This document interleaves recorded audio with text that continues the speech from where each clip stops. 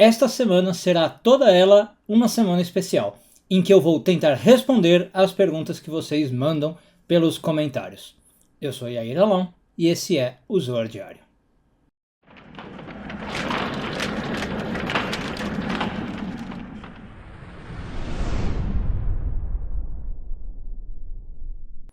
Muito bem, pessoal, essa semana vamos ter uma semana especial porque estamos comemorando a festa de Sukkot, que é uma festa que dura uma semana, e não existe um Zohar diário para Sukkot, né? Geralmente o Zohar é para as Parashiot da Torá. Então, como não tem o Zohar, eu vou fazer essa semana especial em que eu vou tentar responder as perguntas que vocês mandarem. Portanto, eu já começo o vídeo fazendo esse pedido. Deixe as suas perguntas aqui no comentário, eu vou selecionar algumas, é claro que não vai dar para tratar de todas, e faço o Zohar de amanhã respondendo essas perguntas.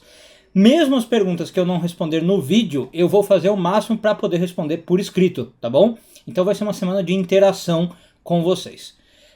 Bom, e para hoje eu já tinha pedido algumas perguntas no vídeo da energia semanal, né? Então eu já separei algumas que a gente vai abordar.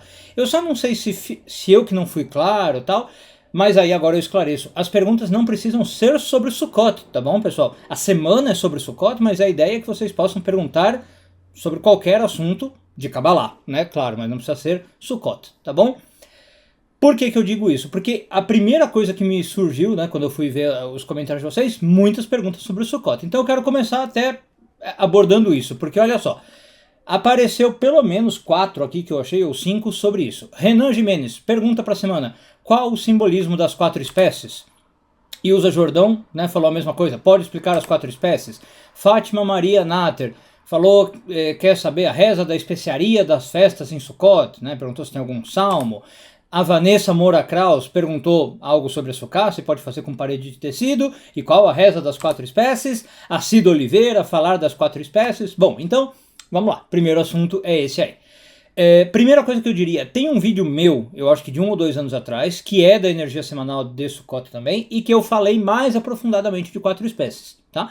Então se quiser já põe aí 4 espécies e aí Iralon já pode ser um bom começo. Mas para agora, vamos lá. A gente usa 4 espécies em Sukkot, e elas simbolizam sempre as Sfirot da árvore da vida, tá? Ou pelo menos parte das Sfirot. E aí, quando a gente junta essas 4 espécies, segundo a Kabbalah, o que a gente está fazendo? Unificando essas Sfirot, e isso simboliza harmonia para a nossa vida, trazer luz para a nossa vida. Então, por exemplo, a gente tem uma das espécies que se chama Adas. Em hebraico esse é o nome, em português parece que é murta. Ela é uma folhinha assim que parece um olhinho, essa é a marca dela. E a gente usa 3 ramos de Adas, 3 ramos dessa planta. Portanto, o Zohar já explica para nós que com esses 3 a gente está conectando com Hesed, Gevurah e Tiferet. Tá? Depois disso, a gente usa uma planta que chama Aravá, em hebraico. Em português, se não me engano, é salgueiro ou chorão. Tá? É uma planta que nasce ali na beira de rio. E aí a gente usa 2 ramos de Aravá. Então, lá era 3, agora 2. E aí a gente está conectando com Netzach e Hod, segundo o Zohar. Então já foi Hesed, Gevurah, Tiferet, agora Netzach e Hod. Depois a gente tem o Lulav, que é uma longona assim. Eu acho que eu vou pôr até a imagem aqui no vídeo para vocês verem. É um ramo de palmeira, tá? Um ramo só. E ele representa Yesod. Inclusive, para quem sabe um pouco, Yesod é o órgão sexual, né? A planta tem esse formato mais fálico, a coluna vertebral, enfim. Lulav. E a última é Etrog, que eu aprendi com vocês na última live que eu dei, eu não sabia o nome da planta em português, é a cidra, né? É um fruto cítrico, e a cidra representa Malchut. Então quando eu junto as 4 espécies, como eu falei, eu unifiquei de Hesed a Malchut. Eu estou promovendo essa união, tá? Bom, para quem quer fazer o ritual religioso, digamos, fazer mesmo um ritual, tem que pegar as 4 espécies, tem ali, eu não vou entrar em detalhes, chacoalhar, tá? Você começa longe do corpo, traz para o corpo, vai para a direita, esquerda, frente, trás, cima, baixo, e aí você faz a seguinte reza: Baruch atah Adonai, Eloheinu melech haolam, asher kidishanu bemitzvotav, vetzivanu al netilat lulav. Tradução: bendito sejas tu, eterno nosso Deus, Rei do Universo, que nos santificou com os teus mandamentos e nos ordenou chacoalhar o lulav. E aí uma curiosidade, são 4 espécies, por que eu falo lulav?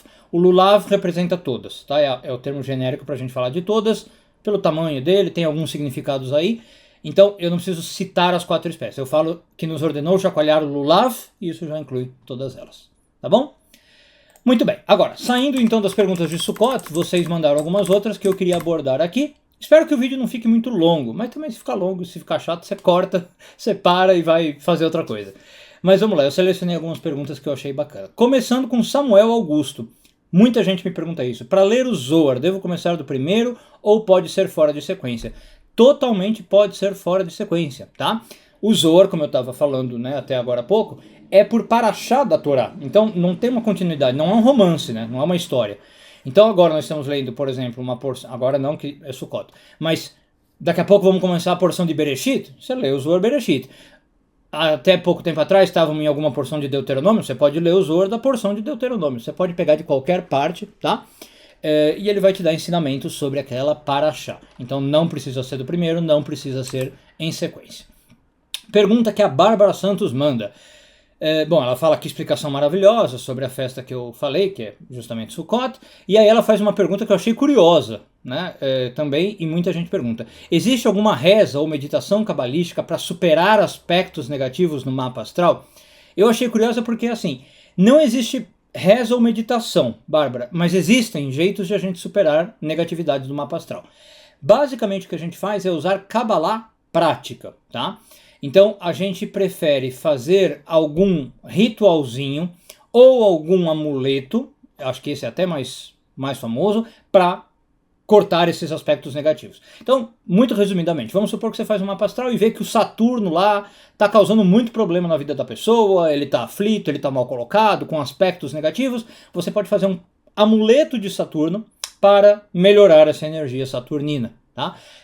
Tem algumas pessoas que chamam isso como gastar o simbolismo. Você está com, digamos, o Saturno muito carregado, você faz algo para gastar essa energia saturnina.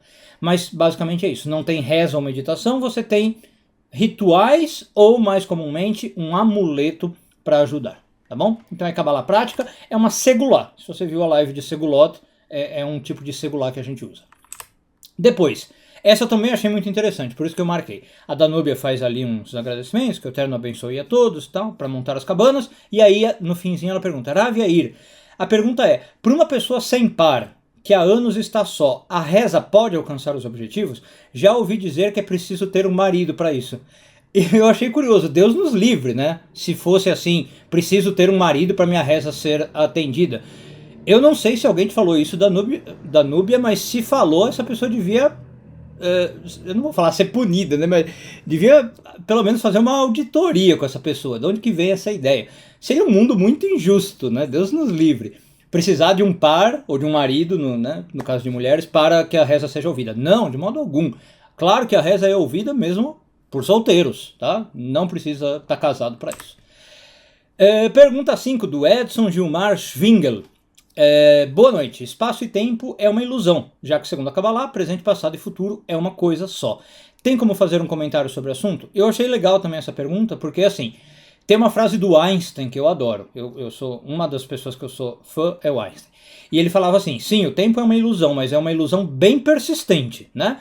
Não é fácil a gente sair da ilusão do tempo, né? Porque então muita gente fala assim: é uma ilusão e parece que a gente pode quebrar essa ilusão. Não é tão fácil assim. A nossa vida é regrada pelo tempo, nossa mente funciona com base no tempo. Segundo a Kabbalah, o que acontece? O tempo aqui em Malchut, como concordou Einstein, é muito concreto. Aqui a gente tem sim presente, passado e futuro. Nossa vida é organizada assim. O tempo é uma ilusão no sentido de que não é assim que ele funciona nas esferas superiores. Tá? Quando eu consigo transcender Malchut e subir nos outros níveis da árvore da vida, realmente eu paro de ter essa percepção temporal, que é o que acontecia, por exemplo, com os profetas.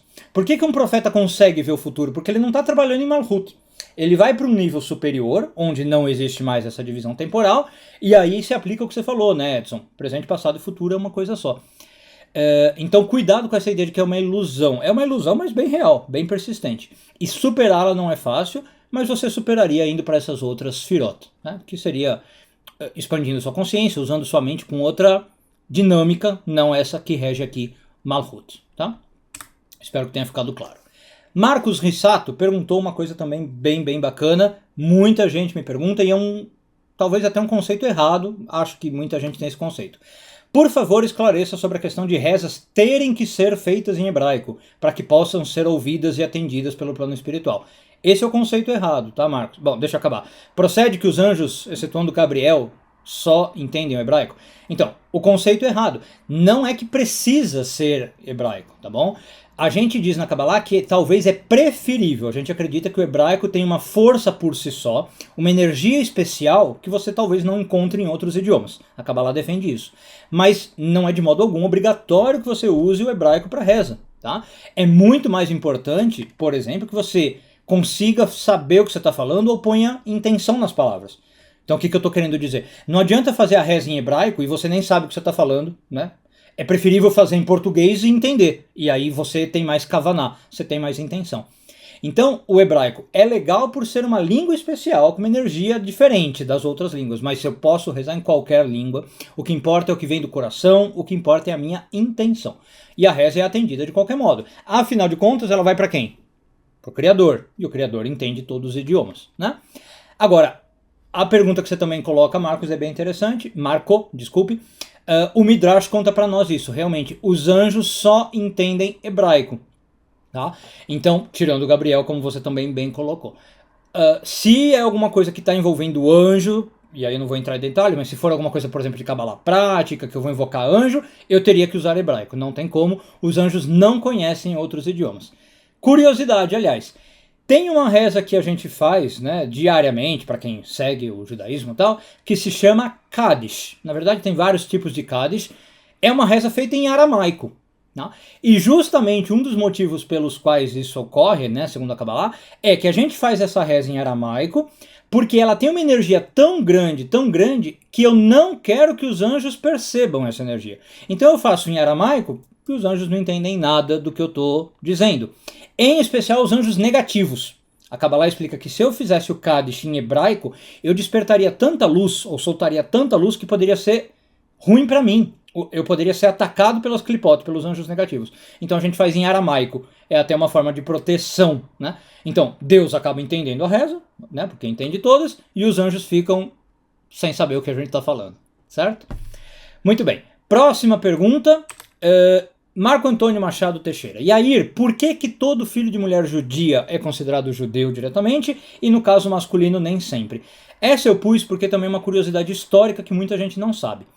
Pela Torá, pessoal, se eu fosse seguir a regra da Torá, o que define se uma pessoa é judia ou não é o pai. Pela Torá era paternalidade, ok? Como é na maioria das sociedades, acho, né? Tirando algumas poucas matriarcais que a gente sabe. Mas isso foi invertido ao longo da história pelos sábios do judaísmo, então não é da Torá. Os sábios resolveram mudar e falaram assim, bom, vamos fazer com que o que defina se a pessoa é judia ou não seja a mãe. Tá? Então é por isso. Não vai importar o pai, não vai importar o lado masculino, como você colocou. Por que isso aconteceu? Diz a história, tá? Não sei se é muito verdade, mas acho que sim, que durante o período de invasão romana na terra de Israel, ou seja, 2000 anos atrás, mais ou menos, infelizmente acontecia muito dos soldados romanos estuprarem as mulheres judias, né, violentarem as mulheres. E essas mulheres, então, engravidavam, em alguns casos, tinham um filho, e esse filho virava um bastardo pela lei, né? Ele não era reconhecido como judeu, porque o pai dele era romano, e aí ele criava todo um problema social, um estigma social. Esse filho, né, podia ser uma menina, virava uma pária, um pária. Então os sábios falaram, bom, vamos fazer pelo menos para resolver um problema social, que se Deus nos livre acontecer de um soldado romano estuprar uma mulher, quando a criança nascer, pelo menos ela fica dentro do judaísmo, certo? E não ocorre esse problema que estava tendo com paternalidade e religião. E aí os sábios então mudaram a lei, e aí esses filhos não ficavam abandonados, certo? É por isso que se transformou a lei, e aí até hoje ficou. Filho de mãe judia é judeu. Filho de pai, não importa, né? O pai pode ser de qualquer religião. Depois, próxima pergunta, Dejair Radov. Essa eu pus porque ela é bem técnica, mas achei legal, então pra gente também abordar.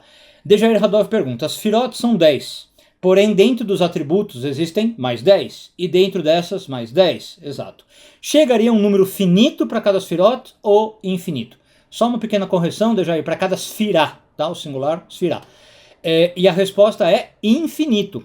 Geralmente, se a gente quer aprofundar no assunto, por exemplo, às vezes o Zohar faz isso, ele fala de 3 níveis. Então você poderia falar, por exemplo, Malchut de Malchut de Malchut. Ou Malchut de Hesed de Gevurah. Sei lá, por algum motivo você fica a 3 níveis. Mas na verdade é infinito. Você pode sempre ir além e sempre vai ter 10 dentro de 10 dentro de 10. Alguns cabalistas modernos falaram que isso é como um holograma, né? Você nunca tem fim, aí sempre vai dar para ir mais profundo ou ampliar essa imagem, aprofundar nessa imagem, tá bom? Pergunta final, se não me engano, da Cláudia Buzetti, que fala o seguinte, inclusive a Cláudia, membro do canal YouTube, olha lá a bolinha colorida dela, né? Então gostaria de lhe perguntar, Rabino Yair, por que hoje em dia não se tem mais visões ou milagres como havia no passado? Também gostei dessa pergunta porque muita gente não sabe, mas a Kabbalah diz isso, né? A Kabbalah não acredita muito, ou nada, que hoje seja possível ter visões e milagres, tá? Profecia, por exemplo. É um debate, tá? Tem alguns cabalistas que vão falar, não, dá para ter, por exemplo, Abulafia, um grande cabalista ali do século XVI, se não me engano, ele falava, não, besteira, dá para ser profeta mesmo hoje em dia. Mas a maioria das pessoas, eu acho que vai pensar isso, a maioria dos cabalistas, Cláudia. E por quê? Qual é a resposta, né, para sua pergunta? Segundo a Kabbalah, é porque a profecia, os milagres, esse nível sobrenatural, dependia da existência do templo em Jerusalém.